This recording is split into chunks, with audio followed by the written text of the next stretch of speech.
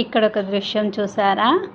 కోతులకి swimming pool అయిపోయింది. Water tank ఇంట్లో ఎవరు లేనప్పుడు ఇలా ఓపెన్గా ఉన్న వాటర్ ట్యాంక్లో కోతులన్నీ ఉండండి.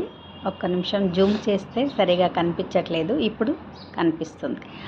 అయితే వాళ్ళు ఇంట్లో లేరు, వాటర్ ట్యాంక్ ఓపెన్ ఉంచారు. ఆ కోతులు వస్తున్నాయి, చక్కగా అందులో దూకి మళ్ళీ బయటకు వచ్చేస్తున్నాయి స్నానం చేసి.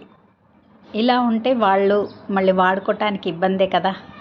కాకుంటే వాళ్ళకి తెలియదు కదా అవి వచ్చినాయి అని. వాళ్ళు లేరు కాబట్టి అవి అలా దూకి వెళ్ళిపోతున్నాయి. కాబట్టి ఎవ్వరి వాటర్ ట్యాంక్కైనా పైన మూత లేకపోతే పరిస్థితి ఇలాగే ఉంటుంది. అందుకని వీడియో చేయాలనిపించింది, చేశాను.